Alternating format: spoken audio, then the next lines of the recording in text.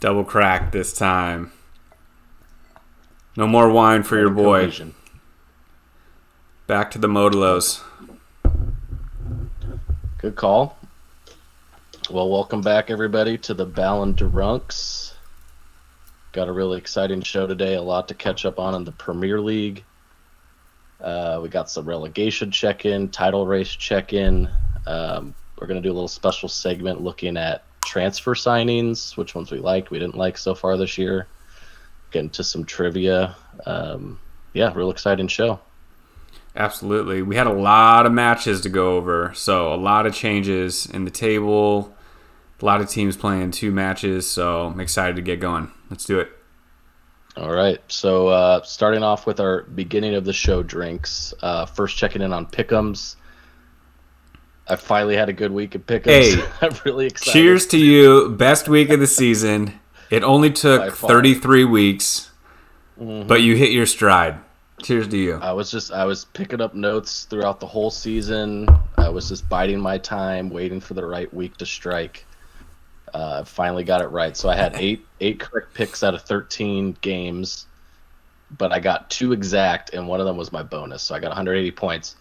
But you had a very strong week as well. You actually got 10 correct picks out of 13 games, which is fantastic. So not too shabby. It's almost like we watch every day, every week.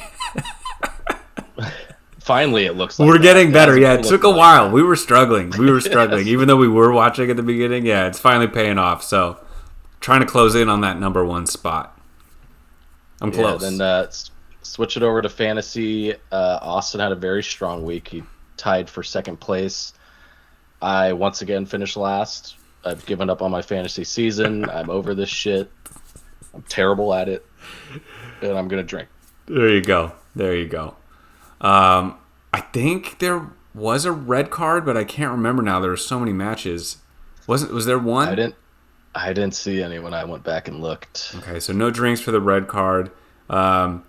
The rules during the show have basically just become anytime there's an American player, it's said that we drink, and then if you miss a trivia question, you drink. So we got to come up with some new rules. Yeah. Maybe Watch for next episode. Verbs.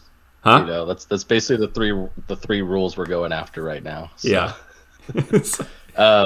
Checking out on prop bets, the last start of the show drink. You actually won last week, so you chose Everton to go on the road and tie at Leicester, or tie or win, and they actually tied. Mm-hmm. And I chose Aston Villa to go into Man U and try and tie or win.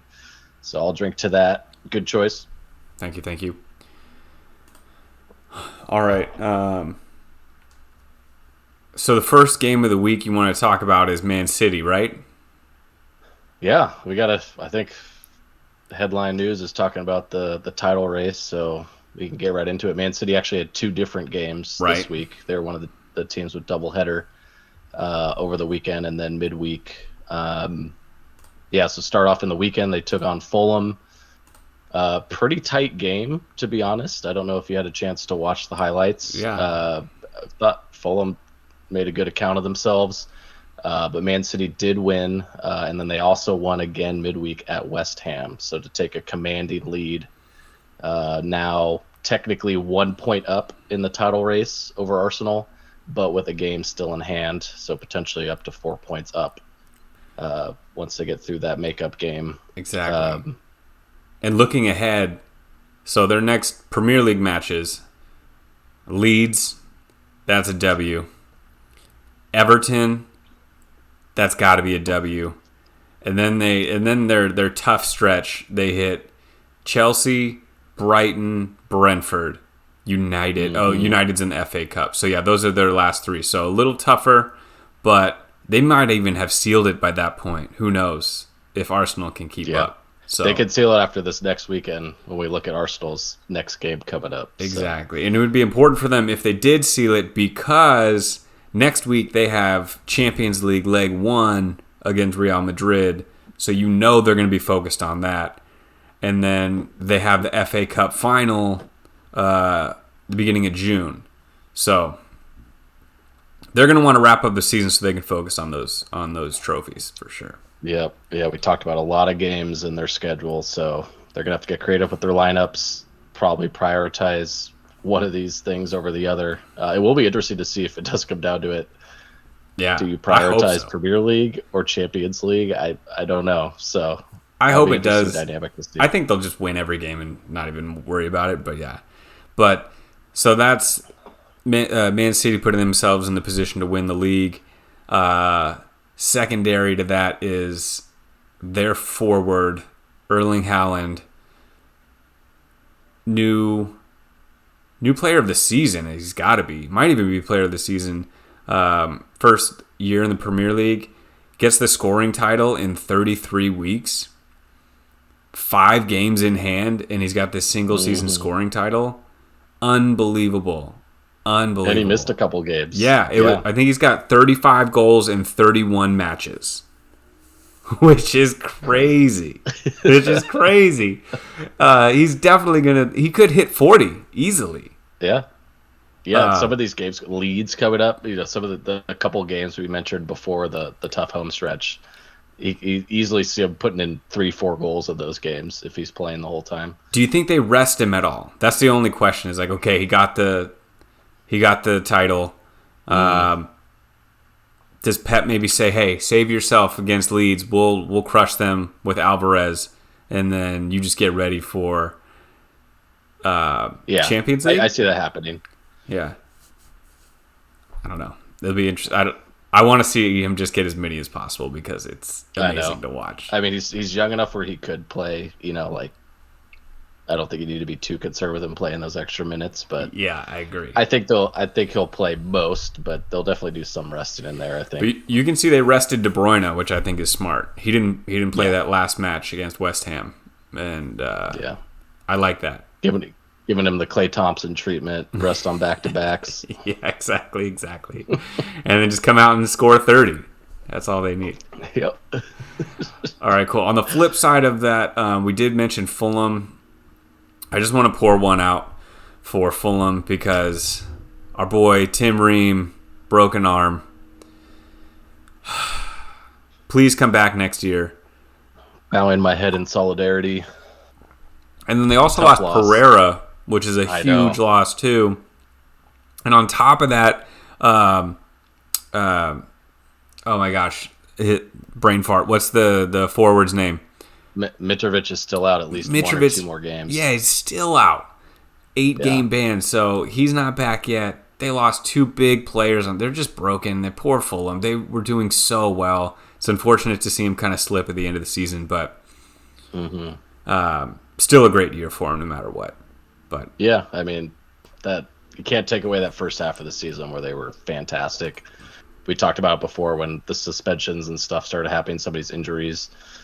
And it's just, you can just see the difference between the depth with a team like that and some of the top end teams, right? A team like Man City loses somebody or Man United, right? Mm-hmm. And they have a world class player to put in. A team like that loses somebody, and you're crossing your fingers and saying prayers, basically. Yeah. So they did get Polina back, though. I think he was out injured. They still have a good goalie. So they still have a decent team. Williams back. So it sucks, but I still think they'll make a good account of themselves to finish the year. Yeah, for sure. All right, second in the table, Arsenal. They only had 1 match this week, and they have a game in hand, ahead or not in hand, but they're a game up on Man City, but only 1 point behind. So they just need to keep that gap small, just to keep the pressure on Man City, hoping they slip up. But they just shellacked Chelsea. Chelsea is just a sorry excuse for a football squad right now. Another loss. Like every week we come on here and we talk about Chelsea and like, oh, what should we do to fix them? They just keep losing. What have they lost? 5 of 6? 6 of 7?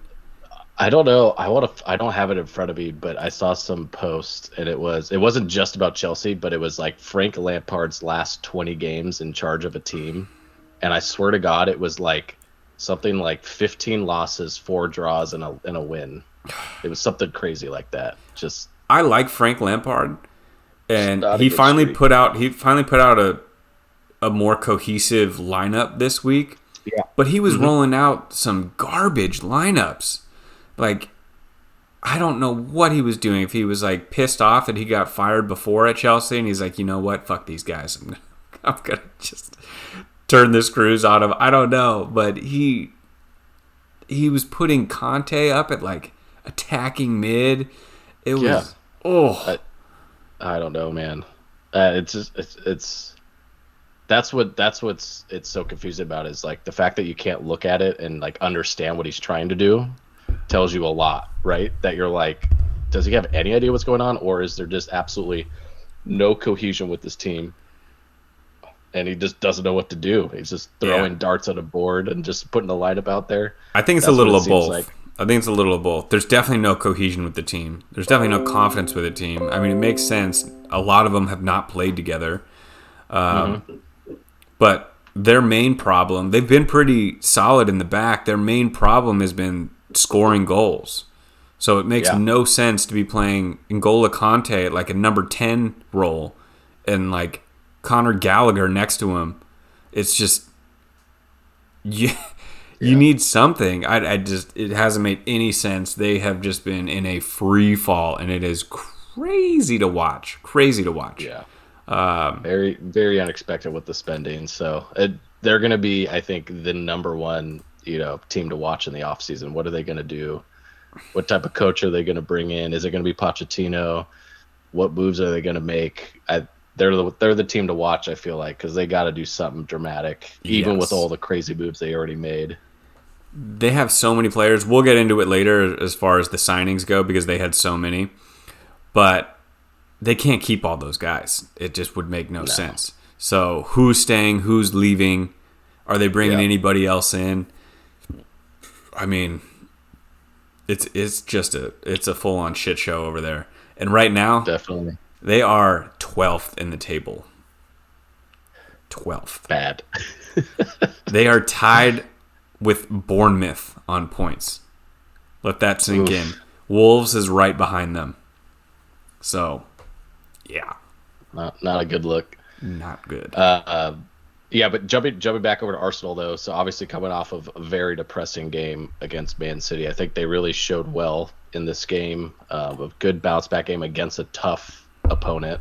I don't know what else to say. Like, they still look good. Like, if Man City slips up, obviously now they need significant help from Man City. They need, like, multiple losses, probably. But they're still a good enough team to win out, I think. The next week's going to be, I think, the toughest test.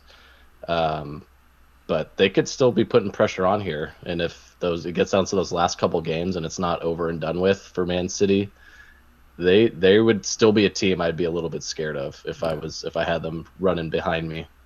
I think we still need to keep in mind that this Arsenal team is exceeding our expectations on the season. And very young. Yeah. This is kind of the first year this group has been together, and they've played extremely well. They've been consistent. The question is can they hang with arguably the best team in the world? And the answer was no. But you know what? No one else can. So, they're still a really good team, and I think their team chemistry Bayern got demolished, Yeah, exactly. So, I don't know. A lot of people it's easy to dunk on Arsenal right now, but I think they're still a huge success. Yeah. Oh, 100%. It's just, in the moment, obviously it's disappointing. But, yeah. The Southampton tie was brutal. To be down, I didn't actually watch the highlights, but I was watching the score. They were down 3-1, I think. They were down 3-1, yeah. 3-1, yeah. I turned it on. I watched the last 30 minutes of the match, and you could tell they were like, oh, well, they're going to score at least one. Can they do it early enough to get a third to tie? To get all the way back, yeah. But to get in that position is brutal. But Southampton was playing tough. I'm not making an excuse for Arsenal, but yeah, I don't know. If you want to be a title contender, you can't do that. You can't let that happen. Got to win that, yeah. Brighton Man United. This is the game I want to talk about. So this is rematch of the FA Cup semifinal where these teams battled it out. toe-to-toe, went to like 8 penalty kicks, and United ended up with the penalty kick victory. Now they play at Brighton, and this game was also toe-to-toe, neck and neck. I think Brighton probably had the better chances, but you could tell it was a tough, hard-fought match. Yeah. And this time it was Brighton with a penalty at the end to go ahead 1-0. Like, oh my gosh. Is it irony or is it just... I don't know. It was definitely irony. It was awesome after everything that happened.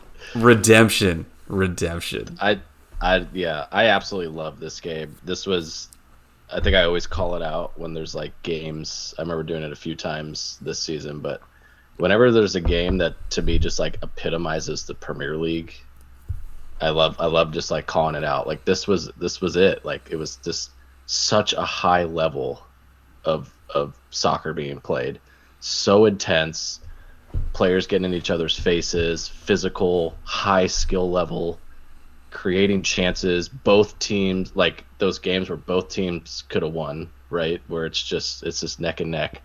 It's just everything I love about the Premier League. So from the very beginning of that game through the end, watching the highlights it's exhilarating. You feel like you're there, like absorbing the energy from the game. So I thought it was a great game. And then obviously for it to end in that way after everything with the FA Cup I thought it was just perfect. It was hilarious. It was awesome. Yeah. Down to McAllister. I don't know if you watched that penalty, but right, they blow the whistle and he literally stands there for like 10 seconds. He did take a long time. I was like, oh man, is he nervous? Like, what's going on? But he was just getting into Hea's head, I think. He didn't strike that like he was nervous. No. He went top corner and he blasted it. It was a perfect penalty. I want to call out the moment where Anthony thought he got fouled, got pissed that it wasn't called, so he gets up, tries to chase down the ball feverishly, but they pass it around him a couple times, and then finally he gets close enough to hit somebody and just hacks him. Yeah, and he's still so wound up, and then Dunk comes over. So Anthony can't be more than 5'5", like 5'6" maybe, with his cleats on. Dunk's like a solid 6'5". He's a huge dude, and he just comes over and just kind of like body checks him. It was the funniest thing. Anthony's like up to his sternum, and that's like as high as he goes, and he's still like freaking out, so pissed off, but he's just not doing anything because he's so small. And he looks 5'9" against 6'4". 5'9" is a lie. There is no way he's 5'9". There is zero chance he's 5'9". That's like my high school basketball program where I was 5'11". Coach is like, we got to bump that up. We got to bump that up. That's exactly what they did for him. More, right? Yeah. So he's definitely 5. He's 5'7". We'll give him the 7. All right, we'll give him the 7. But Dunk just came over like laughing, and then that was straight like AYSO. That's what you see in like rec soccer, you know, so like funny. Kid just freaking out and be like, like going after somebody and just kicking them. He reminded me of like a Pomeranian just like yipping and like trying to like gnaw at somebody's ankles, and someone just laughing and they're like kicking it away, like so funny. It's hilarious. Oh man, but that's what triggered it. Is just the intensity of that game is what made it so awesome. So. Great game, yeah. You hope for every game to be like that. For a game to be 0-0 all the way to the very end, like even if that game had finished 0-0, I still would have thought it was a great game. Like It was very exciting, back and forth. So you could tell with those games when the intensity is there, it doesn't matter what the score is. Yeah, it's still there were scoring chances too, like a lot of big saves, near misses. So yeah, it was a really good match. I thought Casemiro scored a couple times when he didn't. Matoma came close on a couple. It could easily have been. Matoma had a few he should have laid off. Yeah.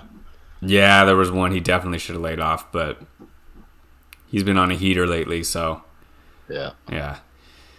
All right. Great game.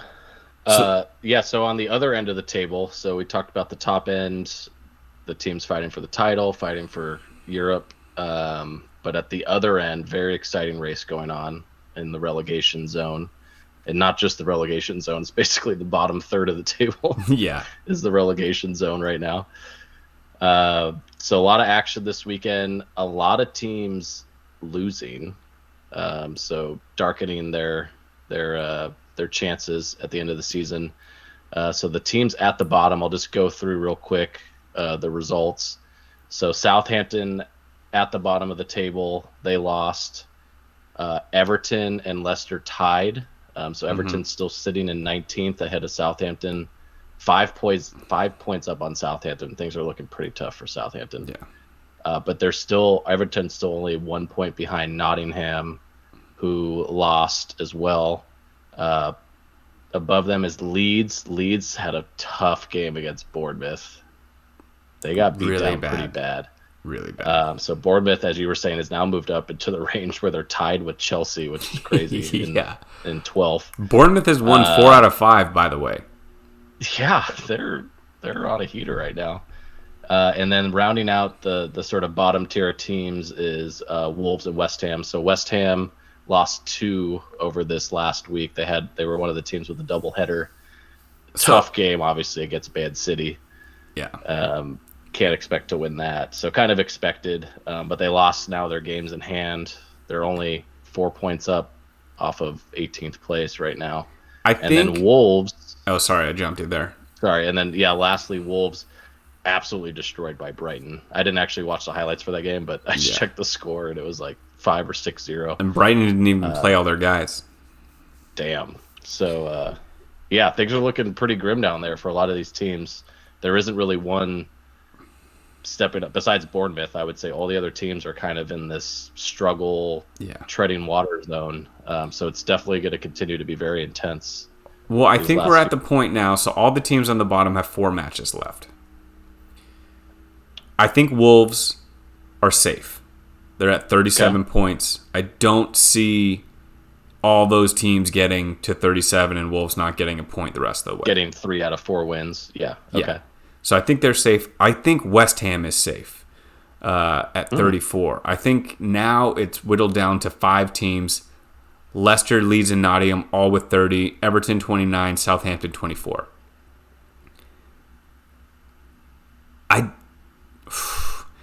That Leicester-Everton draw, there needed to be a decisive result there to make it kind of figure itself out, but Leeds is not looking good right now, and they play Man City next.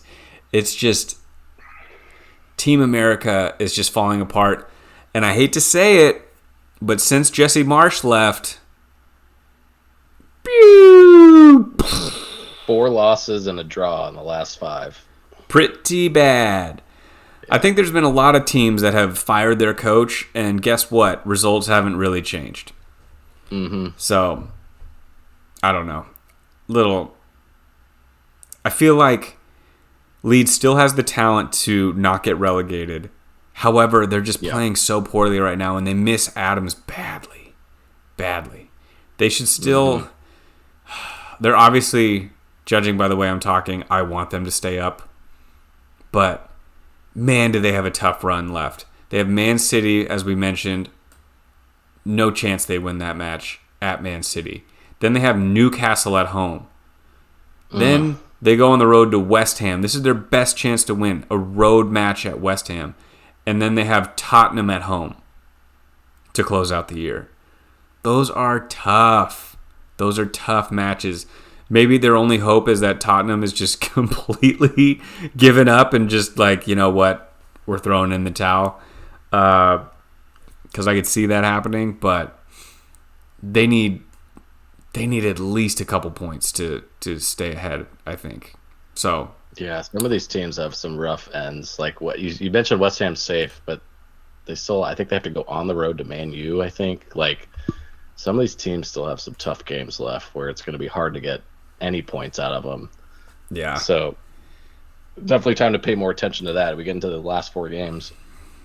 Who has the easier road is really going to make the difference here. Well, next week Nottingham Forest plays Southampton. So both those teams are going to look at it as like, hey, this is our best chance to win. Let's go. Yeah. So that'll be a really, really exciting one. I'm going to keep my eye on that one. Okay, so that's the relegation battle. We mentioned the top teams. We didn't talk about Liverpool and Tottenham, that back and forth match, where Tottenham again goes down 3-0 in like the first 15 minutes. Unbelievable stuff. I don't know how they do it. And then they came all the way back to tie it up. They fought back the whole rest of the match to tie it up in, like the 90th minute? The 3rd minute of injury time. Oh, man. Yeah. To tie it up, Richarlison rips his shirt off like a hero. And then a minute later, they give up a goal. and lose. And lose 4-3. Oh, my God. It was insane. Which was actually a really big win for Liverpool because don't look now, after a tumultuous season, they're in 5th. They've won 5 in a row. Mm-hmm. It's not out of the question that they catch Man United, but it's pretty far-fetched. Man U still has a game in hand. Yeah. And they're 4 points up. Yeah. But it gives them a lot of help against because Brighton's right behind them by 4 points, but has 2 games in hand on them. Yeah. So, every point helps them now to try and stay at least in like the Europa zone. But yeah, they'll definitely make Europe, I think, because Tottenham's falling like a brick.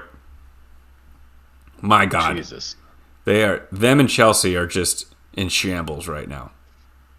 Absolute shambles. Yeah. Total shit.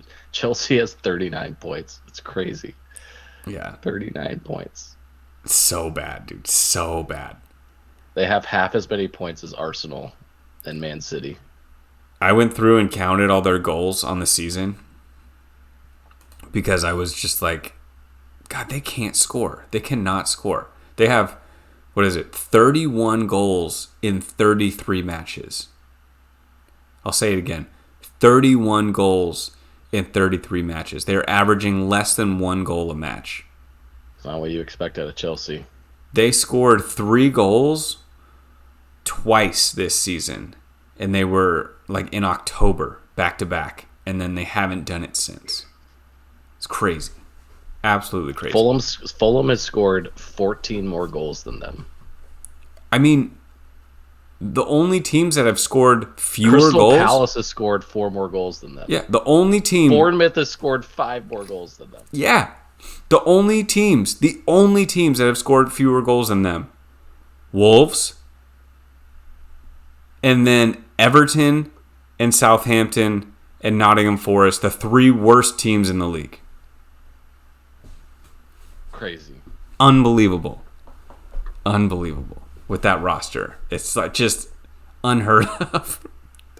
It doesn't make any sense. It does tell you how strong their defense has been. They must have, I don't know right now, but there must be like top 3-5. Yeah, they've only given up 38. To have a goal scoring record like that and still be decently safe tells you they definitely have been strong on that end. As far as goals against, they're 3rd in the league. Man City's ahead of them. Newcastle's ahead of them. And that's it. Yeah. So, yeah. Hanging on by a thread. Good God. Okay. Segue into maybe some other league news. You want to hop in and talk about your Italian family? We don't associate with Napoli in my family, but are you a northerner? I'm part northern, part Sicilian. What's with the is Italy just racist as fuck or what? It's the north and south definitely hate each other. There's a strong divide there. There's the cultured north and the working man south, basically. Oh, it's like an elitist thing. Yeah, So the South hate the North, and then I think it's kind of the other way around too. So regardless, Napoli officially won Serie A. A win for the South. I know. And last time we touched on it, they hadn't won since 1990. So 33 years later, they finally win the title game. They're up 16 points with 5 games to go. So even if they lost every game, the next closest team could finish 1 point behind them. So officially clinched. Fantastic season by them. We saw some amazing performances. They had a stretch there that was just, they were the best team in the world for a stretch there. Just completely fluid, unstoppable defense, offense, just obliterating teams.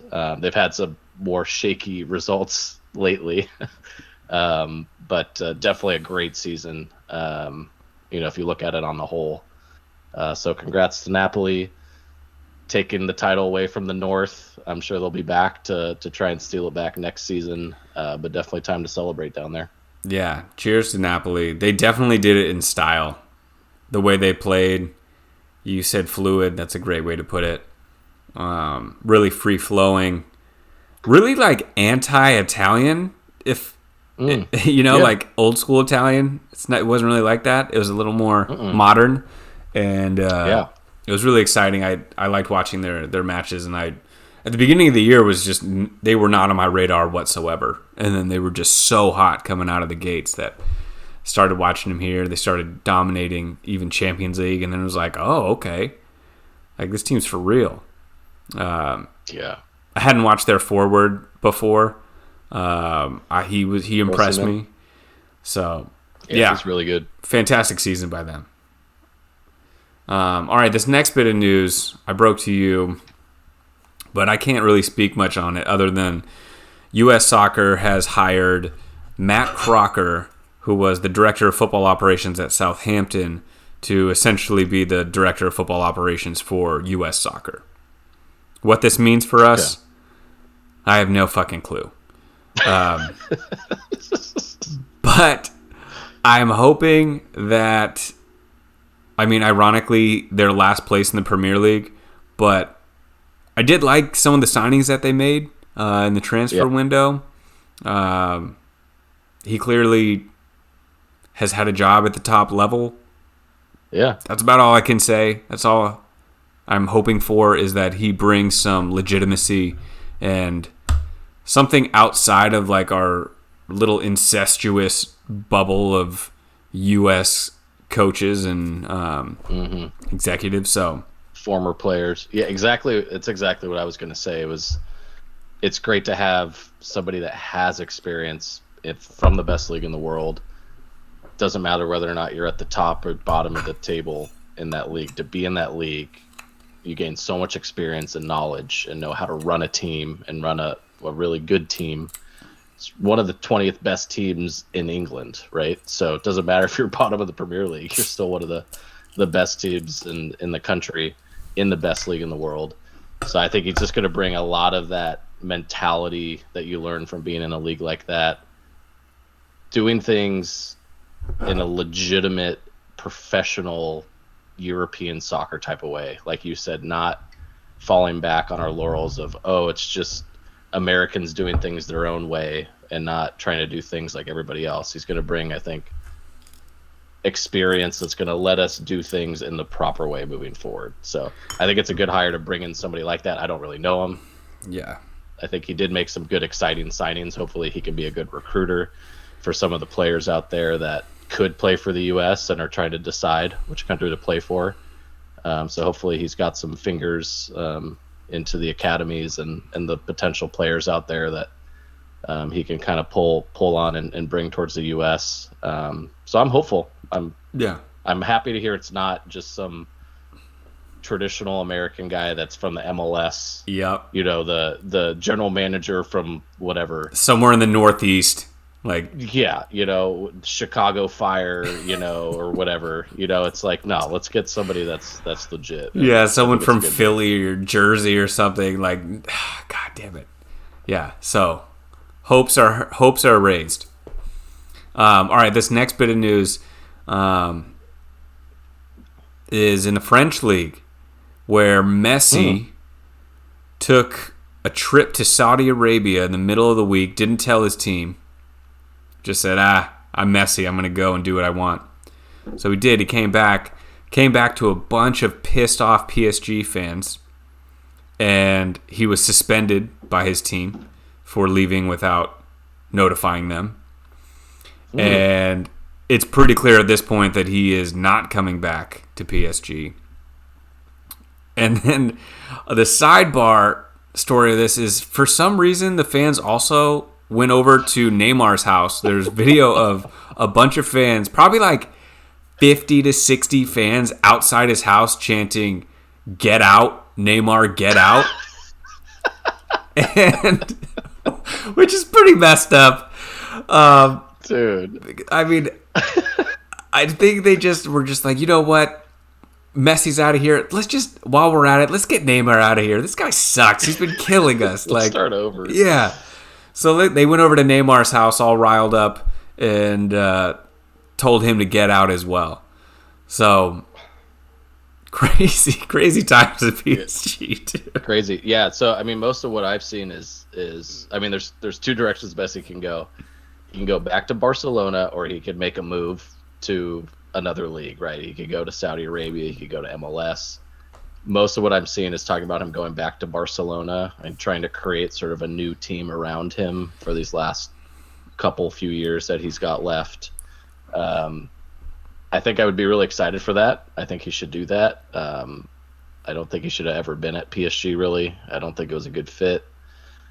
I think it's the right move. So but I just absolutely love the fact that Neymar is just kind of dragged into this collateral damage. They're like, and you know what? You know what? Fuck you too. Fuck that Neymar guy. Let's go over to his house. Like, get the pitchforks out. Neymar's probably at home, like, what the fuck? Like texting Messi, like, bro, what did you do? Why does everyone hate me now? No, but reportedly, the contract for Messi to play in Saudi Arabia was $400 million. Damn. For him? For him to play there. Okay, maybe he's going to go to Saudi Arabia. But I want him to go to Barcelona so bad because it's like, man, you have so much money. You can go to Saudi Arabia later then. Yeah, you have so much money. Like, yes, that is an obscene amount. And I guess when you're rich, like, you want to be richer. But, man, can't you just go to, you still make $100 million a year easy. Yeah. Isn't that enough? Like, you don't even pay taxes on it, allegedly. Do that 2 years from now. You know what I'm saying? They'll pay you $500 million then. You know, like he's still got enough juice to play, and I don't want him to do that. I don't want him to do the new. Saudi Arabia is like the new, like, jacked up MLS route. You know, and I don't want that. Yeah, exactly. Yeah, no. Cristiano already wants out of there. Oh yeah, immediately he wanted out. So so he should look at that and take notes. Yeah. All right. Right. Any other news you have? That's all the news I got. Anything from you? No, that's all I got. Okay. Yeah. With that, we can move into our main event, which is review of our transfer signings. Yeah. Okay. So I have the list here. Okay. I'm going to go from top to bottom. I'm not going to hit all signings, just the big ones, the important ones. Yeah. And then I simply just want you to say, is this a win or is this a loss? Okay. W or an L. All right. So top of the table. No draws in there. We'll see if there's a draw, but I don't like draws, so try to keep away from the draws. No, I will. Yeah.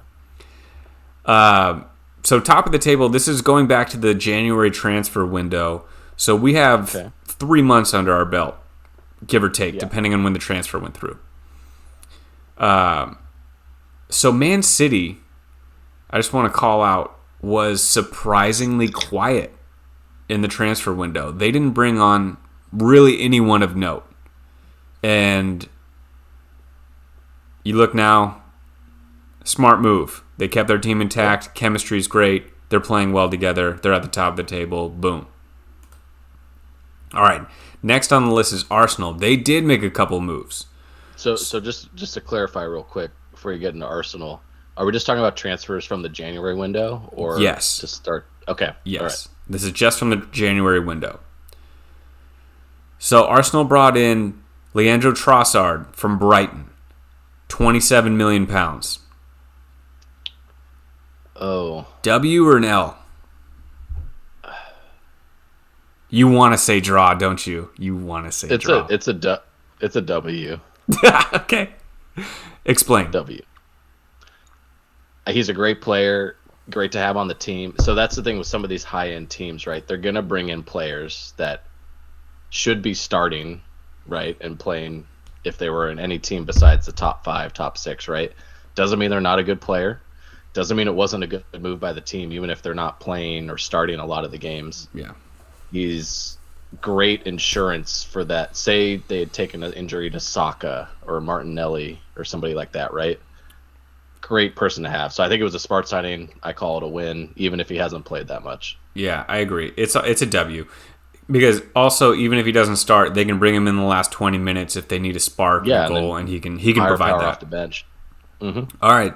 The under-the-radar signing for them, Chelsea, they took from Chelsea Jorginho for £12 million. What do you think about that one? Nice. I mean, I guess you would call it a loss in regards to the value of the money, but insurance to have on the bench, somebody that can take penalties, somebody that could fill in, not as good as somebody like Trossard. But if you're talking about ROI from the transfer window, pretty much zero. Yeah, I agree. I at the time, I thought it was a smart move. Yeah. Not that it's a dumb move, but Me I feel too. like it hasn't panned out. I thought he would make more of an impact, and he's really just been an afterthought on that team. So Definitely. I'm giving it an L, even though I still think it was a smart move by them. Mm-hmm. Okay, so third in the table, Newcastle. Newcastle, they had an interesting one. Let me bring them up real quick. They got Anthony Gordon from Everton for £45 million. L. You think it was an L? I mean, this is one also of think those it's an where L. I didn't like this at the time. I don't think he's not a bad player. It sounds like a lot of money, and it sounds like a lot of they're a team getting into that range now where they don't care about spending money, kind of like Chelsea, right, with the new ownership and everything.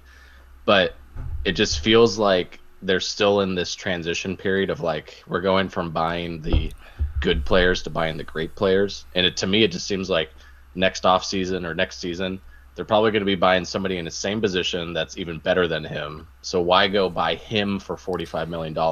I agree. Now, you know, Exactly. And it's like too much money for a backup in that position. Exactly. You have so many guys that can play that position that are better than him, I think.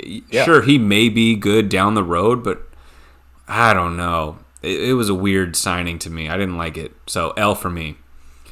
All right, Manchester United is next on the list. They brought in Weghorst and Sabitzer. I immediately, and I stand by this, I think it's shown true, thought Weghorst was an L.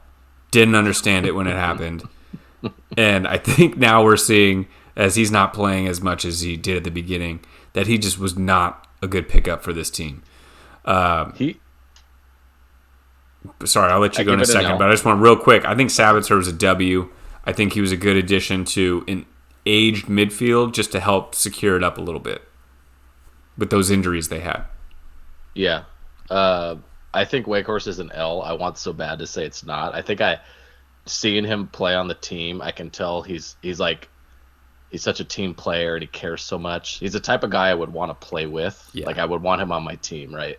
But you're like the performance and for Man U, it's an L, but not a bad guy. Sabitzer, I would say my opinion changed. You loved the pickup right away. I kind of was not into it. I think he had some disappointing performances to start. I think he kind of turned it around, though, in the latter part of the season. I think he got accustomed to the team, and that can happen at times, right? Sure. You're feeling things out, getting used to it, kind of nervous. So I think it has panned out. I would definitely call it a W now. But if you had asked me this 2 months ago, I probably would have said L. Yeah.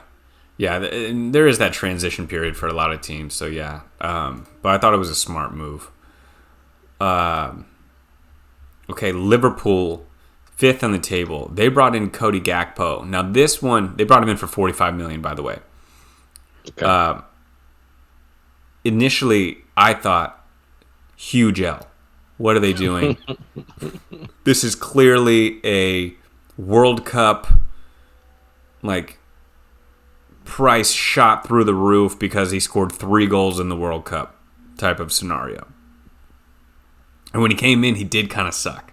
So I was just like, I knew it. This is terrible. But he's worked his way into the team a little more. He's impressed me in a few big matches. And he's actually better than I expected. Do I think he's worth the $45 million? Probably not. But then again, everyone's really expensive. So Yeah. I think I might have to eat crow a little bit on this one and call it a soft W. I would call it a W considering he's better than Darwin Núñez, who they paid even more money for. I know. So- It's sad for me to see Darwin Núñez struggle as he does. I know. He's kind of got that once again, one of those Weghorst in guys- him a little bit. Where he's, Yeah, you know, he's exactly. trying so hard, maybe a little too hard sometimes. You know, he's like, he cares so much about it and he wants to do better, but he just can't. He's just not quite at that level yet. Ugh. It's Yeah, tough. he can't get over the fact that Tsimikas is his doppelganger that just stares at him from the bench. But yeah, overall Gakpo, I would say is same story as Sabitzer. I would say definitely hesitant when he came in, and it was like, ooh, that was a lot of money for somebody that wasn't that established, right?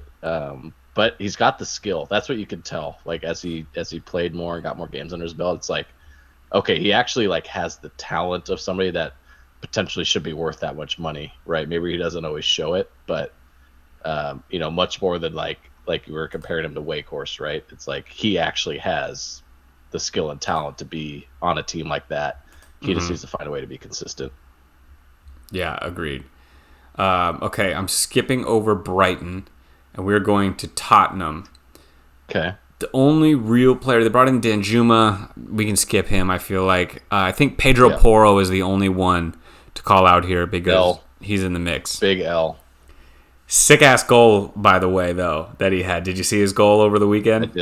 I did. Very nice goal. Quality goal. I also have seen probably 4 goals given up by him playing shitty defense. I'm there with you. This is a big L for me. But How much does it say how much they paid for him? It says loan, so Oh, okay. It was a loan. Okay. don't know. So Yeah, he's one of those guys. I don't think he's this bad, but he kind of reminds me of Jordan Poole. Like he's got skill. He can. I would hate to like try to like defend against him. Like he seems threatening on the attack. He seems scary. He seems like an asset, but he seems like just an absolute liability on defense. And it's just, we talked about this before, having guys like that on your team cause the whole team to play worse because they feel like they need to cover. They're not free to go do what they, like it just changes the whole mentality of the team if you don't feel like you can count on players to do their defensive responsibilities.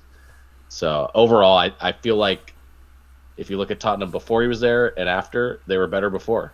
Like, I think it's night and day. Yeah. So, L. agreed. Okay, now to the main course. Chelsea. We're going to go in order of money spent. Okay. And then we'll put the loan guys in their own group. Okay? Top of the list, £106.8 million. Enzo Fernandez. That's a lot of money. See, this is one of those where I would give it a draw or a TBD. Like, you don't spend $106 million on somebody that is not going to be there for a long time. I think he's played well. I don't think he's played like $106 million player. Mm-hmm. But I think he could develop into a better and better player. So Yeah. that's the first one I'm going to give it an undecided answer on. I'm going to give it a W. Okay. I do think it's too much money. Yeah. But if you have more money than anybody in the world, then go for it. But I think he is a quality player. Is he overpaid? 100%. Yeah. But I like his competitiveness, and I actually like his game. So I'm going to give it a W, even though it hasn't helped get W's for the team. Okay. Next on the list, my boy, Mudryk from Shakhtar Donetsk, £88 million. This is L, a huge L. Okay. I was like, it's an L, dude. But I think this is an L, not because of acquiring him, because I think he was the right player to acquire, but it's an L because they don't play him. They paid so much money, and they don't play him. Give him a chance. It's like, okay, you bring in this guy who's supposed to be dynamic for you. You throw him in every third game. He's never able to get in a groove. He's never able to sync up with the players around him. And it's like, oh, well, maybe you're giving it's just hard for him to break through because there's all these goals being scored by these other players. It's like, no, you guys can't score. So put him on the field. Put him on the field. I will not understand that. Frank Lampard, if I were the owner, I'd be like, yo, we paid a shitload of money for this guy. I don't want to see Gallagher on the field. I don't want to see Conte in his spot. Like, put him out there. Like, I don't. Yeah. Like, that's why it's an L. I think it's a misuse of him. Yeah. So. No, I totally agree with the stance. I would take it even a step further back where there's a reason why he isn't playing beyond the fact that he hasn't performed because of the inconsistency. It's because I don't think he was the right signing. They have too many fucking players in those positions, and that's why he's not fucking playing. Go spend $90 million on a striker, not on another winger midfielder, right? So that's more to me why I feel like it was an L. I feel like they panicked because they saw other teams really wanting him. Like I think Arsenal really wanted him, like instead of Trossard, and were willing to pay. And so they're like, oh, we can't let them get it, right? And so they just kind of panicked and overpaid and bought him because they're like, we need him because everybody else wants him. And I don't think it was the right move. So that's the main reason why I'd call it an L. Like you said, he's not a bad player. He hasn't been given the opportunity to shine. So I hope he goes to another team, or they bring in a coach that's going to use him properly.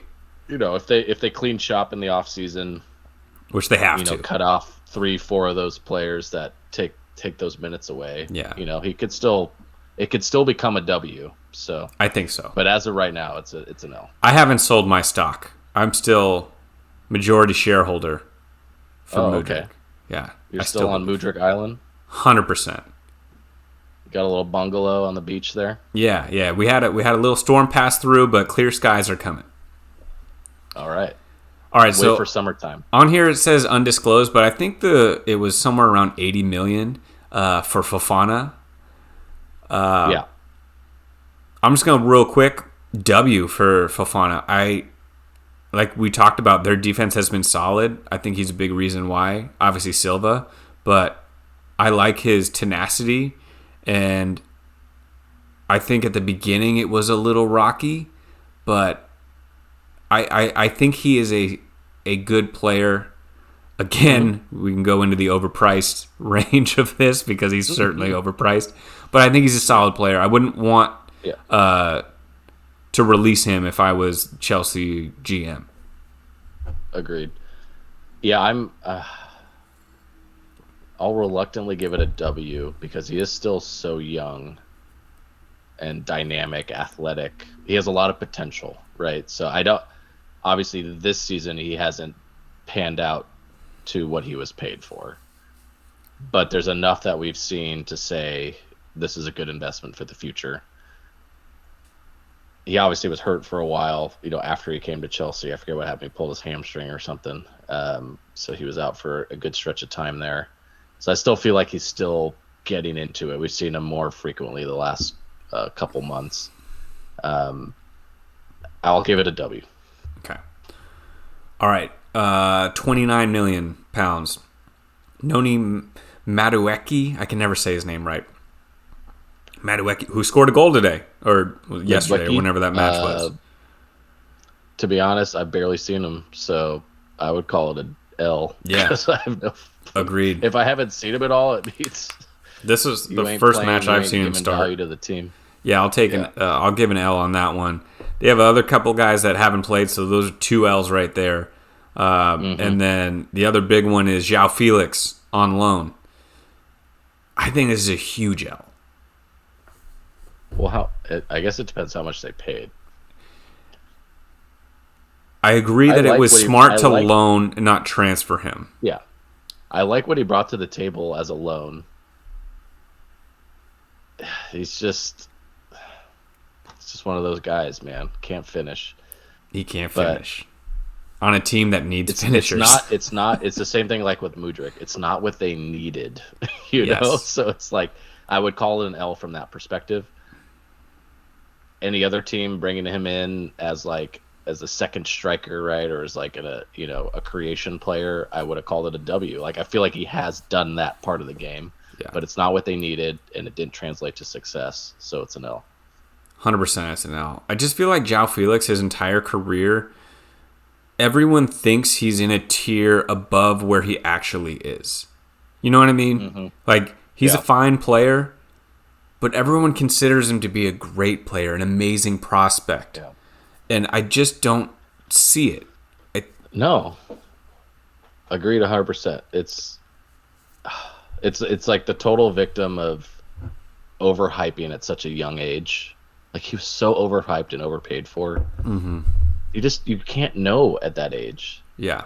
Like, think of like any sport in the world. Like, who at that age, at 17, 18 years old, did you know was going to be the best in the world?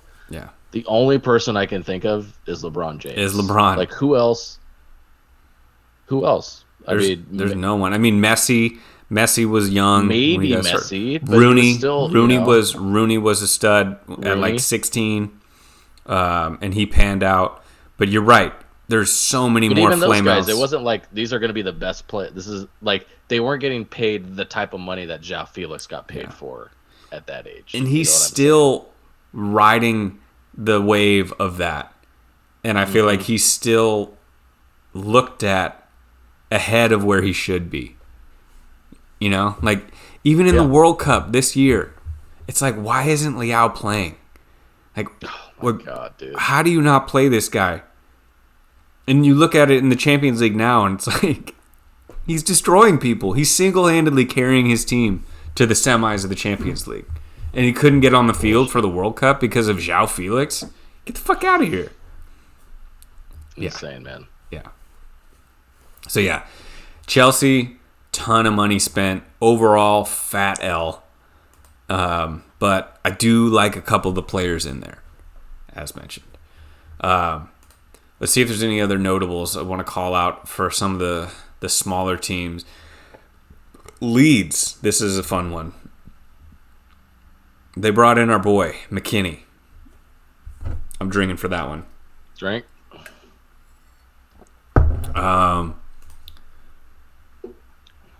What did they bring him in for? They brought him in on loan. Okay, so he's loan. This kills me to say this, but I gotta give it an L. I thought he would make more of an impact. I loved it at the time, but I gotta give it an L. Yeah, I mean, I feel like you can't give any of them a W there because of the position they're in, right? But I didn't hate the move at the time. I thought it was a good move, but there's too many systemic problems with that team. He wasn't going to solve them. Yeah. Yeah. I also expected him to play a little more forward. Mm-hmm.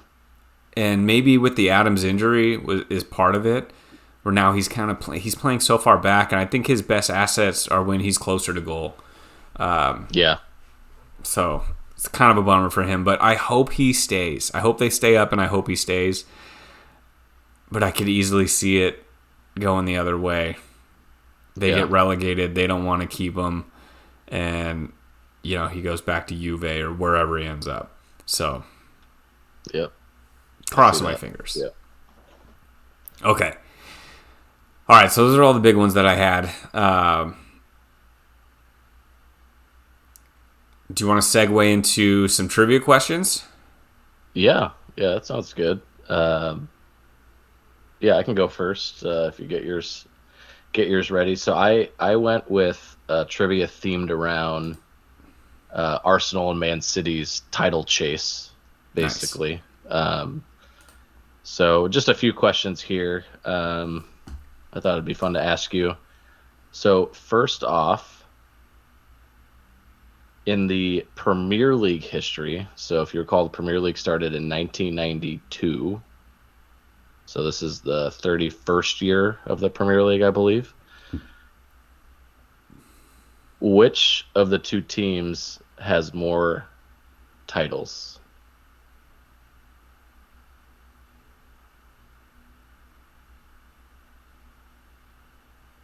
Man City. Correct. I will drink. I did have to think about that. The clock was ticking. Man City has 6 titles. Arsenal had 3 in the Premier League. Ooh, I actually miscounted Man City's. I counted 4, maybe 5. So I was like, they have at least 4. I'm like, okay, maybe that 5th one. Okay, but all right, I got it. Who has more second place finishes? That's tough. I'm going to go Arsenal. Correct. The early days of Arsenal, they were always in the mix, but never really finished on top. They finished second 3 times in a row at one point in the history of the Premier League. Ugh, that hurts. That one hurts. All right, next question. Before the Premier League, so it used to be called, let me check real quick. It used to be called the Football League First Division. So this is from 1892 to 1992. Oh, God. 100 years. So a lot of stuff could happen in 100 years. Teams can become good. Teams can become bad. Who do you think has more titles in that league history? Arsenal or Man City? Arsenal. Correct. Killing it. Fun fact, when my little story time, when my brother, he studied abroad in London, and he stayed with like a host family. There were it was a couple in like their 70s. And they were really nice. I went and visited and stayed with them. And he actually played on Arsenal in the 50s. Wow. Yeah. And he had a football from that time period that was like in his like living room area. They won in 1952. They won the championship, or they won the title. He didn't mention winning a title or anything like that. He didn't get into specifics, but he showed the ball was in the living room, and man, it was basically like a medicine ball. It's ridiculous. So heavy and leathery. Yeah. But yeah, I knew they were good. In those fucking early parts of the century. Inside intel I didn't know about. So yeah. But yeah, Arsenal won 10 titles in that 100-year period. Man City won 2 during that time frame.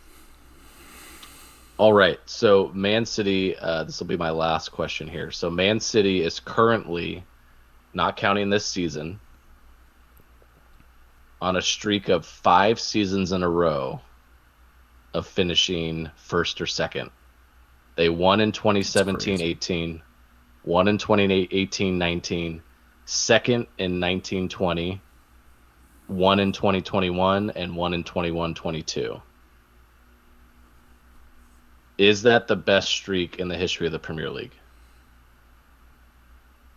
The only other team that probably is close is United, but I don't even think, not that I can remember consecutive streak like that. So I'm going to say Man City, this is the best. Incorrect. Oh, how many did United win in a row? That was my next question. What do you think is the record? 6? Incorrect. One more guess. 5. 9. 9. No. Really? To start the Premier League, Man United won 92-93, won 93-94, second 94-95, won 95-96, won 96-97, second 97-98, won 98-99, won 99-2000, won 2000-2001. See, that was a little before my time. 9 years to start the Premier League. They were first or second. Almost the first decade of the Premier League. That's insane. And then they had another streak of 8 years in a row. See, that's the streak I was thinking of. Yeah, so 2005, second. 2006, won. 2007, won. 2008, won. 2009, second. 2010, won. 2011, second, when Man City won for the first time. But then they won the next year, 2012. So that was 8 in a row. Damn, that's crazy. Yeah. 2 streaks, one of 9 and one of 8 within the what is that, 31-year span of the Premier League. Wow. I was just saying, yeah, drink for me on that one. All right, so you have some trivia lined up for me? Yeah. So my trivia is centered around Erling Haaland getting the single season scoring record this week. So he has the record now at 35 goals. We already talked about this a little bit. That number is going to go up because they have 4 more matches at least, maybe 5. I can't remember. So with 35 goals, he now has more goals scored than 5 teams in the league. Now, I kind of talked about this not unknowingly earlier. Can you name the 5 teams that he has more goals than? Southampton. Correct. Nottingham. Correct.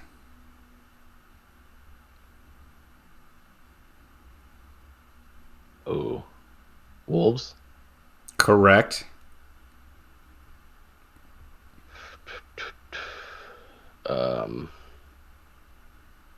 Everton. Correct. One more. You know this. You got this. I already took a drink because I know you're going to get this. No, I don't think so, because the team I'm thinking of, I think, has scored a lot of goals, but just let in a lot of goals. He has 35 goals. I've been talking about this all day.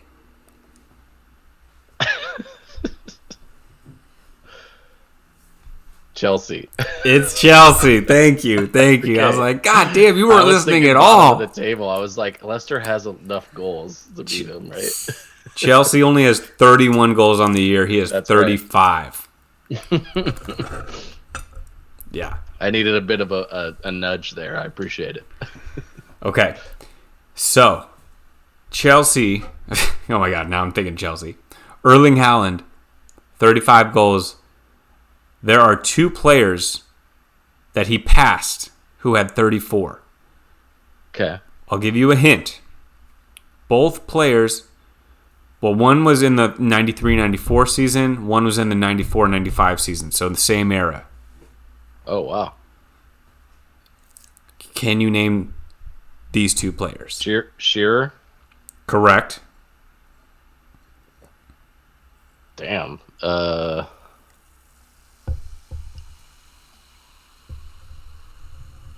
This is scoring a lot of. this is a tough one. Who was scoring a lot back then? Was it like Letitia? That's a great guess, but is incorrect. Incorrect. It's Andy Cole For Newcastle. That was going to be my next guess. Really? Okay. Oh, I would. Yeah, that probably wouldn't have been. I was my like, second I was guess. thinking, who are the strikers on the big teams? Yeah. Yeah, I didn't know Andy Cole was that high on the list. Okay, so what's interesting, I have the list in front of me. It's basically 1, 2, 3, 4, 5, 6, 7, 8, 9, 10, 11.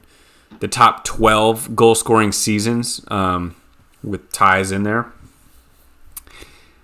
Alan Shearer is on here 3 times. He's gotten 34, 31, and 31. The dude was a beast. So good. It's just a beast. Yeah. There is no one else on this list that is on here twice. I'm just going to say that. Wow. Okay.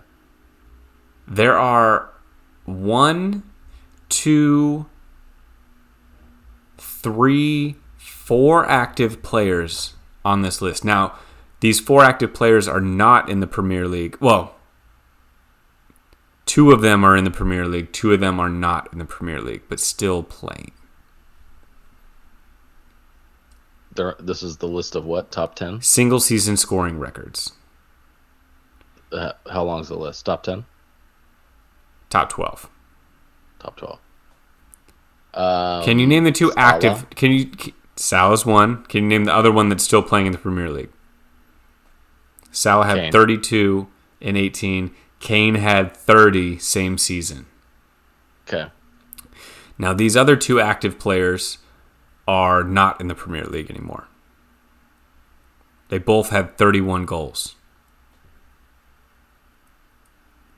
But they're still active. I'll give you a hint. They're active, but they're not. They may not be in top tier leagues anymore. Okay. Ronaldo? Cristiano Ronaldo, 07-08. Is it Aguero? He's not really playing. It's a good anymore. guess. I was sad to not see Aguero on this list. Okay. It is Let me get another another guess. South American, though. Let me get another guess. Come on. Why do I suck at this? South American. South American. In the history of the Premier League? He did it in the 13-14 season. Oh, shit. God, I must be just blanking on someone big. Final guess, or final hint. Liverpool. Oh, Suarez, huh? Suarez had 31. I Big needed season. that hint badly. Big season. Big season. Mm-hmm. Okay, there are 2 Arsenal players on this list. Okay. Both retired. Okay. Who are the 2? They scored Bergkamp? 30 goals. Wrong. Okay. Thierry Henry. Correct. 03-04. Van Persie. Van Persie, 11 and 12. Very nice. Okay. Now, there's one player on I just here. had to get a shout out for Bergkamp in there, you know? Yeah. I love that. Do you know who Kevin Phillips is? Was he on Leeds? Sunderland. Okay, no. Don't know. So he's the only guy on this list that I have no clue who he is. So he scored 30 goals for Sunderland in the 99-2000 season. So, Damn. shout out. Ballin'. Yeah. All right, that's all I got. That's all you got? All right. That's all I got. That was some fun trivia. I feel like we hadn't done a solid trivia segment in a while, so that was fun. So next up, I wanted to just dive into the games coming up this weekend. Mm-hmm. Look at our picks. You got your picks filled out? I'm pulling it up now, but yes. All right, so I'll get mine pulled up as well. So we have Oh a man. full normal slate Yeah. of games. 10 games total, not some weird number like 13 or 15 or 7. So first off, on Saturday we got five games on Saturday. First game of the day. Actually, it looks like 4 of the games are kicking off at the same time, so that'll be a fun watch. That will be a good time to listen to Premier League radio. They're jumping around between 4 different games. You get the full Premier League red zone experience. You waking up at 7 a.m.? Hell no. But Exactly. maybe at 8:30 a.m. when the games are getting close to the end, I'll tune in. There you go. There you go. But first on the list is Bournemouth hosting Chelsea. So Bournemouth, as we talked about earlier, on a bit of a heater, 4 wins out of the last 5. They're playing well. Hosting at home Chelsea, 4 losses out of the last 5. I think 5 out of the last 6 one? too. This is the hardest pick by far. By far. 1, Bournemouth is at home. 2, as you said, they've been playing really well.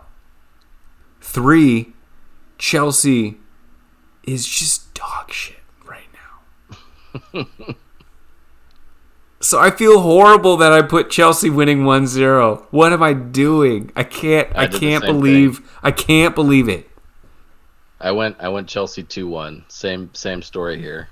Oh man, I feel like I'm falling into the same trap again. They have to snap out of it. Like that's where I'm coming from. Is like flip a coin, 6 times in a row. How many times is it going to land tails? It can happen. But seriously, you know what I'm saying? So Oh my god. At some point here, it's gotta change. So, I don't know. right. I feel we're terrible. both on the same page there. Yeah. We're both on the same page at least. We can feel terrible together. This is the easiest one of the week. Man City is hosting Leeds. I know you picked Man City to win. It's just a question of how many goals did you pick? I made it a really exciting game. Oh, did you now? What do you got? I went 4-2. Oh, okay. I like it. I just went with the standard for a great game. I just went with 3-0. I hope it's not more than that. The classic Man City score. Yeah, exactly. Probably could be 5-0, but they missed a couple of close ones, Yeah, exactly. I'm just hopeful Leeds makes a showing of it, makes it a fun game. Yeah. Okay. So next on the list we have Tottenham hosting Crystal Palace, a north-south London derby. Speaking of north-south not liking each other, I went 3-1 Tottenham over Crystal Palace, and I made it my lock. Oh, this is your lock. I locked the Man City because I think it's you did? The lock of all locks, yeah. Okay. But I picked the exact same thing. I think this is Tottenham started terribly at Liverpool, but played really well to close the game. They're coming back home after some terrible, terrible showing. So I feel like they have to get right for this one. So yeah, I also did 3-1. This next one was tough for me. So Wolves is hosting Villa. Villa's been playing well, had a bad game last week. I feel less confident about this one, but I went Villa winning 2-0. I went 2-2 draw. Okay, yeah. I could easily see that happening. I could see that happening, yeah. Okay, the last game of Saturday, Liverpool hosting Brentford. I think this is going to be a hard-fought match. I'm picking Liverpool to edge them out 2-1. Ooh, I went with another 2-2 draw. Okay. Yeah. I'm picking a lot of draws here in the latter hours of the day, but I'd same story. I think 2 good teams playing each other. I could easily see it being one of those games where somebody goes 2 up and then the other team fights back, and similar to what we saw with like Liverpool, Arsenal those types of games, right? Where it ends up being a stalemate at the end. So I think a couple hard fought matches there. Speaking of stalemate, Sunday, which I think is the match of the weekend, is Newcastle at home for Arsenal. Mm-hmm. I picked a 1-1 draw. I think it's going to be real tight. I don't know if this is just my hopeful side, but I went Arsenal 2-1 on the road. Oh. I think they showed a lot in that Chelsea game. Obviously, I think we could get overreactive with the loss against Man City, like you talked about. It's like, oh, you went up against the best team in the world and you sucked. But then you played the most expensive team in the world, probably, yeah, and easily crushed them, right? So I think they definitely have, if they play with the fluidity and they're not overly tight about the game, I think it's going to be a really tight game, like a game where it's not going to they're going to win 3-0 or 3-1, right? But I think they have the talent to win that game. I'm hopeful so that we can see the title race stay alive. For sure. Okay, the last game of Sunday, West Ham is at home for United. I went with the 2-1 win for Manchester United. Same here. Same. Yeah, makes sense. Yep. Okay, we have 3 matches on Monday. Fulham hosting Leicester. Leicester catching Fulham at the perfect time. They need this. I still don't think they have enough firepower to win, but I'm picking a 1-1 draw. Damn, I gave Leicester the benefit of the doubt. 2-1. Okay. Win on the road. And then Brighton at home for Everton. It's a 2-0 win for me for Brighton. I went 3-1. Same story. Okay, last game, and probably the most important for the relegation battle. Nottingham Forest at home for Southampton. I struggled with this one. I really did. I went 2-1 Nottingham Forest, and I don't feel confident about it. I went 1-1 tie. I think it's going to be a really tough game. Yeah, okay. But yeah. Either way, so that's a noon. Wait, is that Eastern time? Either way, I'm gonna find a way to watch that one. It's on Monday. I'm gonna have that's dual screen. Here. I assume that's here. Yeah, I'm gonna try to watch that one. That one's gonna be really exciting. And then the Newcastle Arsenal match, I'm gonna for sure watch as well. Definitely. I'm gonna catch highlights of the other one, but yeah. All right, so that's all the soccer we have. Prop bets. No, we got to get prop bets. We got to do some prop bets. So, yeah, why don't you quickly go through those? I'll be right back. I put them on the sheet for you to review. Okay. The lines are there. Okay. So, let's see here. As our prop bets go, you have to pick the underdog to either tie or win. The underdog options this week are Bournemouth at home for Chelsea, Leeds on the road at Manchester City, Crystal Palace on the road at Tottenham, Brentford on the road at Liverpool, and then the only other one is West Ham at home for Manchester United, Everton on the road at Brighton. So we have a lot of options this week. And then Southampton on the road at Nottingham Forest. Since Torrin is gone, he cannot be the first one to choose because I'm going to steal it from him. And I am going to go with...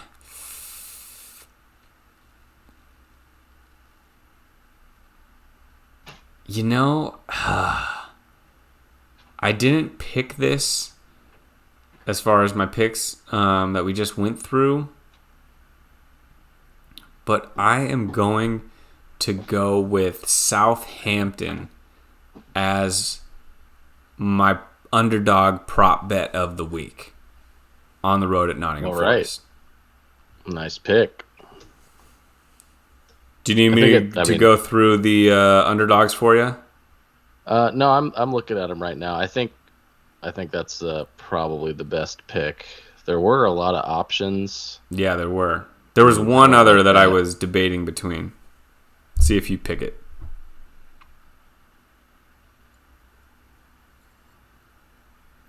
Ooh. There's two I'm debating between. I'm going to go Brentford at Liverpool. That was the one. Yeah, that was the one. Okay. What was the other one you were considering? Bournemouth hosting Chelsea? For real, though. Honestly, probably the smart one. That's so funny.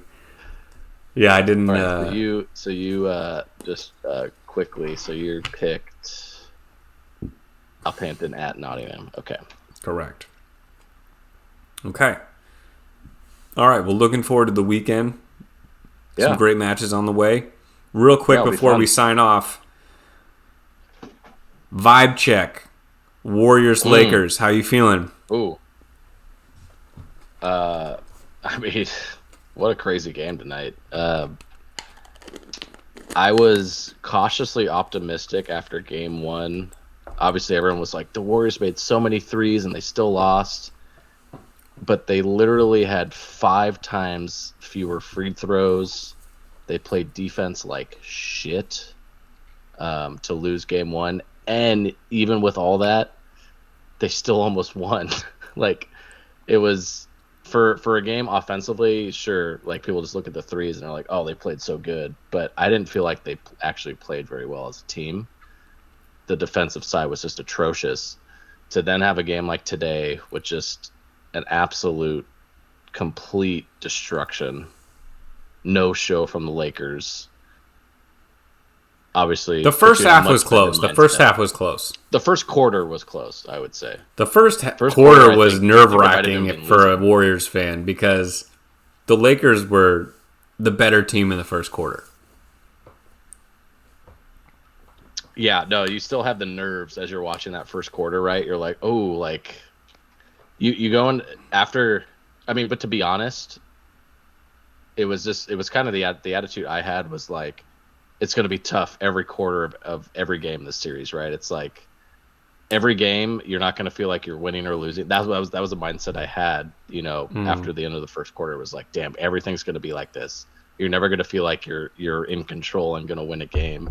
And then lo and behold, complete 180 in the third quarter. I think they went to halftime up 10 or 11 and then just uttered. I don't even remember the last time I watched a game where I knew it was over halfway through the third quarter. It was just done. Yeah. Over. So obviously great to get the blowout win. At the same time, it's like I kind of wish it was a little bit closer so that AD and LeBron would have gotten even more tired playing. Because I think that's the Lakers' downfall is like they need those guys to be at A1. And AD after his first game was not in A1 form. He looked tired. He looked slower. He still was pretty good defensively, still like disruptive, but offensively it was a totally different story.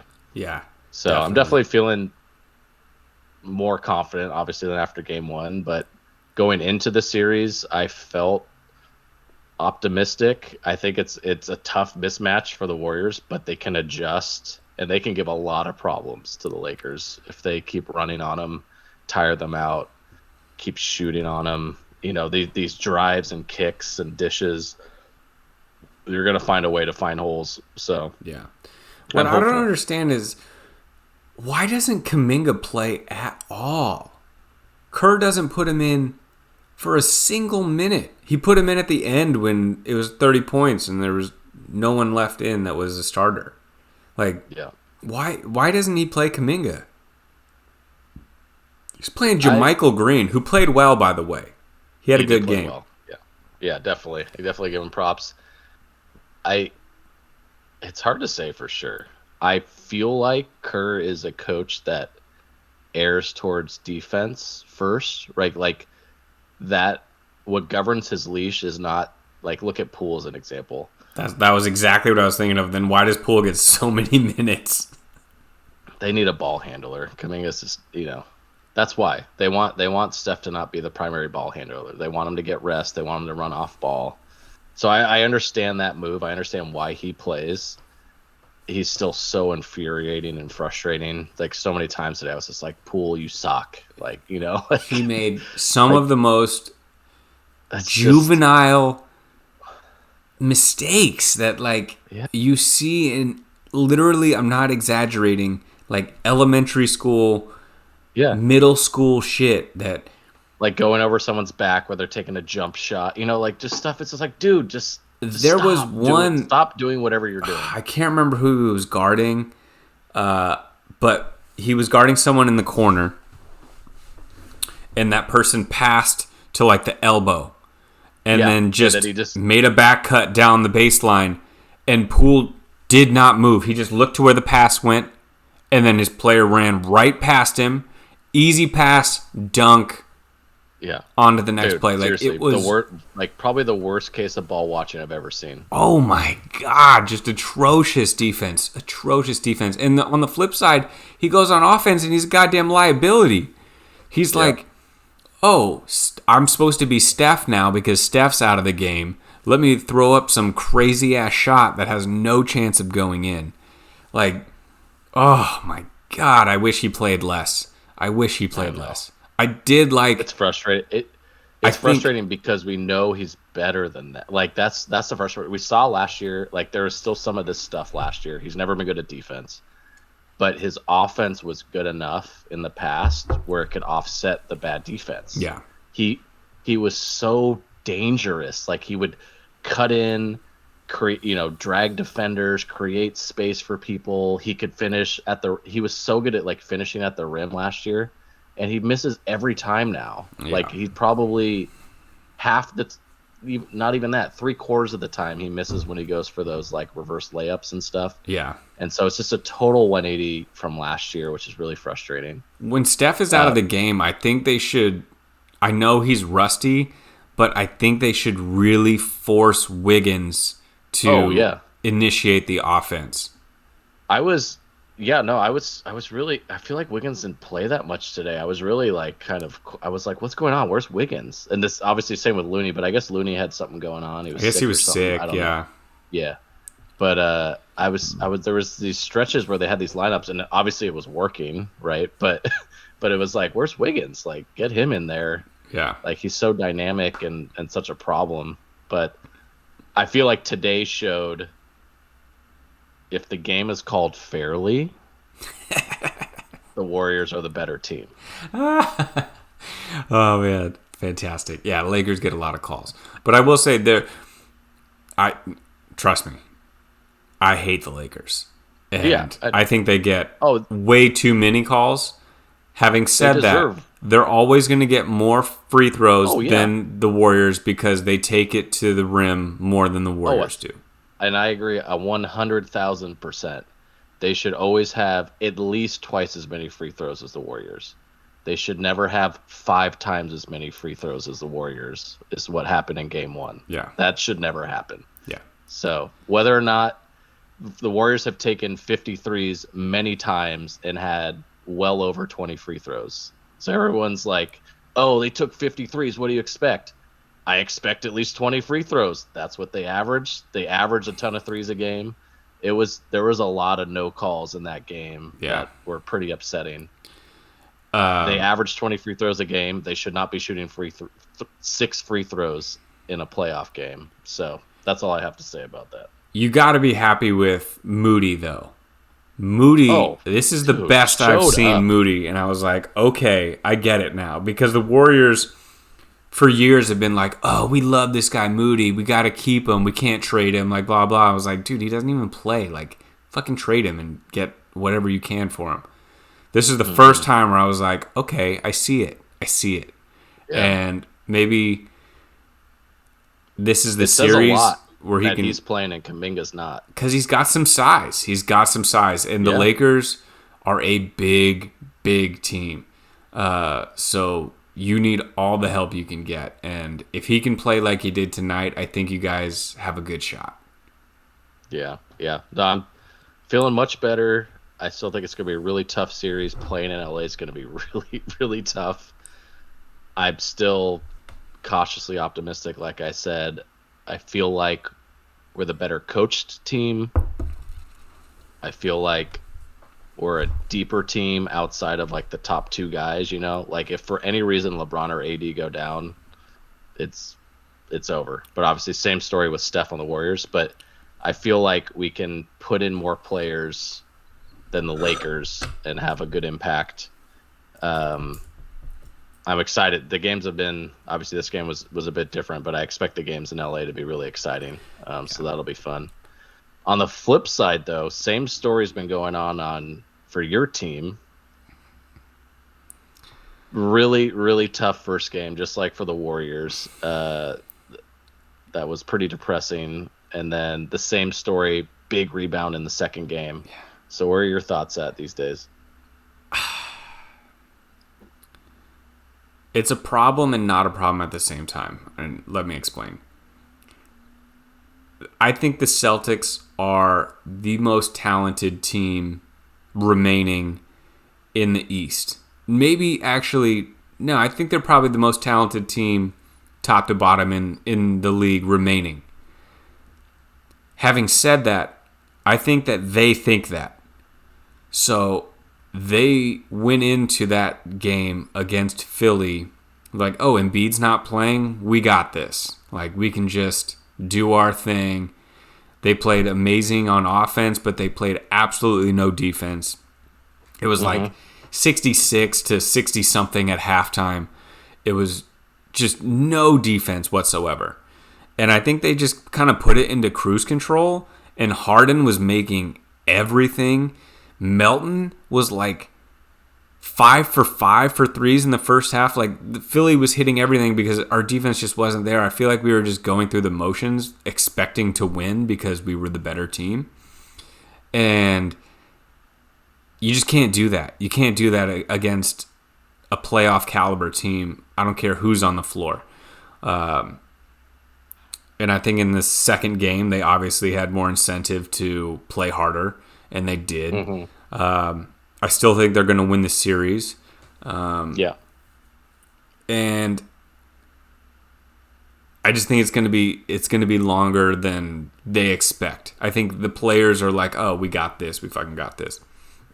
I want them to play with more urgency. I think they'll definitely take 1 out of 2 in Philly. I'm hoping they take 2 out of 2, but you know, if Philly gets hot and hits a bunch of threes, then what are you going to do? But yeah, I'm not red alert yet. I still think they got this. Okay. I'm really curious to get your take on the pretty abnormal Eastern Conference with the 1 seed being upset. Dude. I feel like you got to be feeling pretty positive about your chances here. You get through this hurdle. This is it. You got to beat Philly. If Philly is the toughest matchup. Yeah. Left. The Knicks have played us really well throughout the season, so maybe not. Miami, we should beat both of those teams. Miami and New York should be in a 7-game series. We should beat both of them. The Knicks gave us trouble throughout the season. However, I think in a 7-game series, we got it. Philly is the hurdle. We got to get through Philly.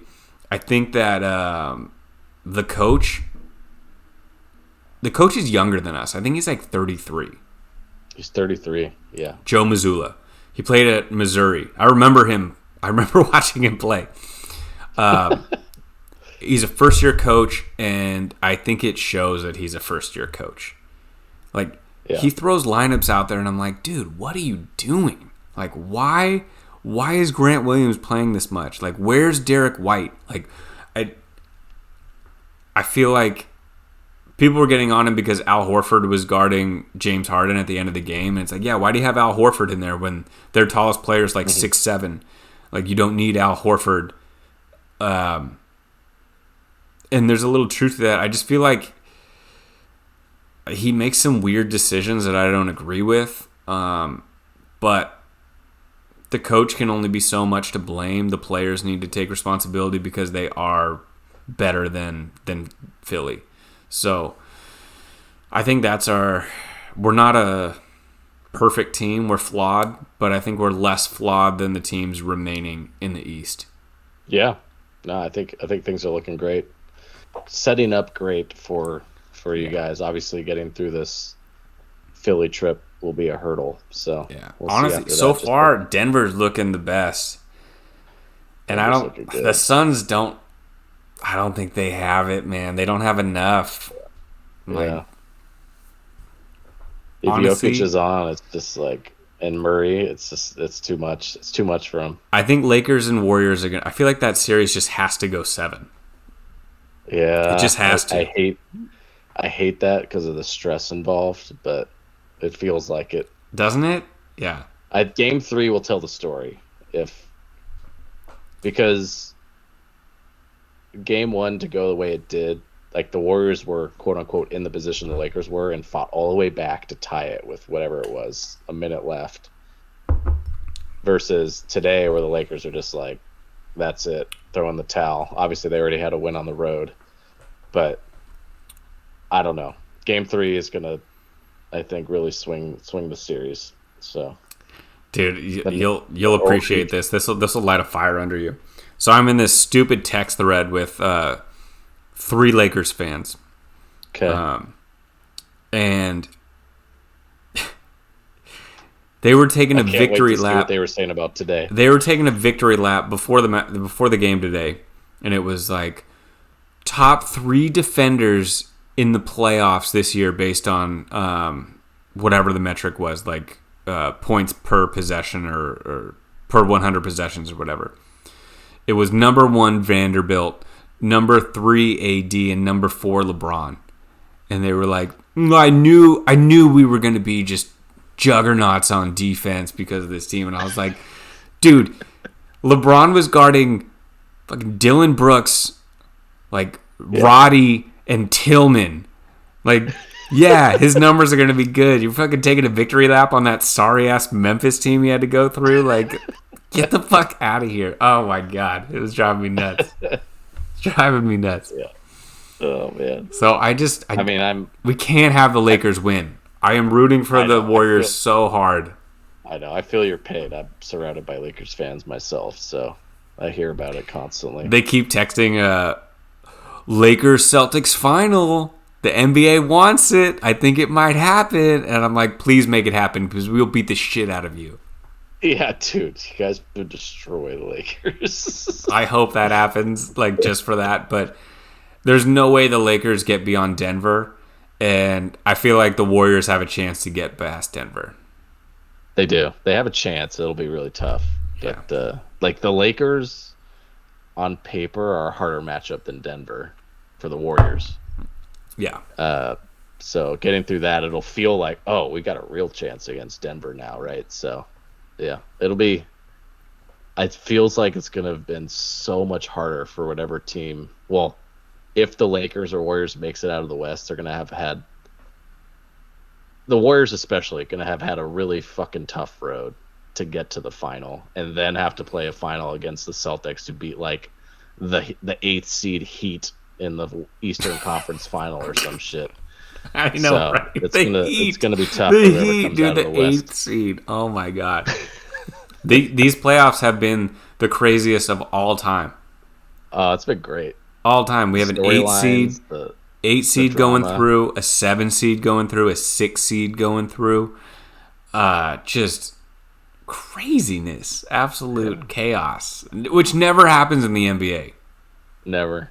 It's always chalk. Yeah. So. It always usually happens like football or something, right? Where it's like there's this one game and it's like anything can happen in one game, you know? Yeah. But in basketball, it's like 7 games. The best team wins, you know? Mm-hmm. That's what happens. But not this year. I know. Or the best team wasn't in the right seed. Exactly.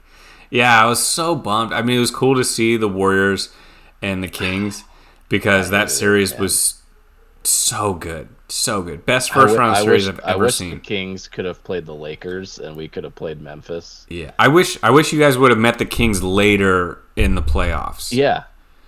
At least this round, if not in the final, that would have been awesome. Because honestly, if the Kings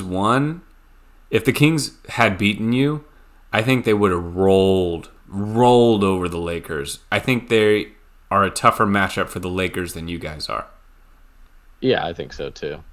They're that much faster and quicker, and there's everything the Lakers aren't good at. Yeah, exactly. Yeah. So, either way, super fun. I can't wait. So, what's the next game on Saturday? There's only one day off between games. Yeah, so Saturday. Yeah. Yeah. All right. Yeah, I'll be watching. 100%. Sounds good. All right, man. Well. All right. Happy Cinco de Mayo. Pre-Cinco de Mayo. Kicking off. And shot of tequila coming your way tomorrow. Are you doing anything tomorrow? Taking a shot of tequila. Why not? We're gonna make some tacos and do a little soiree after work. Nice. Yeah. Well, happy May the 4th to you. I hope you wore your Star Wars shirt today. I did not. I do have High Street shirt though. High Street Deli. Shout out. Oh, let's go. Well, I have my. Speaking of. Oh, gold blooded. Oh, so we watched. I went with Blake. We went to a bar with a couple other buddies to watch the game one, and we went, and there were a couple that came in Oakland Warriors jerseys. Hell yeah, with like the orange and dark blue. Hell yeah. Yeah. What I'm talking about. Hell yeah, that's good. Oracle, the relics of Oracle are still out there somewhere. You mean Roracle? Roracle, baby. I know, it's sad to see. It's sad to see the new stadium. Like, the fans are still good, but it's just not the same. It's not bad. And there's just a bunch of rich white people, like, sitting around the front row, and then like the starting lineup for the 49ers, and that's about it. Yeah, it's kind of depressing. I know. Used to be a more colorful crowd. I don't mean that. Well, kind of. It was just a more diverse crowd, and it was definitely a rowdier crowd. And 100%. Dude, nothing will top the We Believe Warriors. What was that? 06? It was like 07, 08, I think, somewhere in that time frame. I think weren't we in the dorms though? I think it was 07 then. 07. 07. Right? Yeah. The 06, 07 season. Yeah. Yeah. Dude, nothing will top that. That was peak Warriors fandom right there. Yeah. Oh my god. Oh man. So awesome. The memories. Never Baron Davis, Steven Jackson, Jason Richardson, Beadrins. Dude, even when you after you win championships, those are the moments where you're like, because we didn't know what winning felt like back then, right? That was the best moment we'd ever felt. Dude, 8 seed knocking off a healthy 1 seed. It wasn't like Giannis got hurt and whatever. Yeah. But it was a beatdown. It was a legitimate win. Oh man, really sick. That one was fun. Really sick. Yeah. All right. Well, a lot more exciting playoffs to come. We'll check in again soon. Hopefully, our heart rates are nice and even keel after the next couple games. Yeah, we'll see. All right, man. See. All right. Well, I'll talk to you next week. Sounds good. Bye.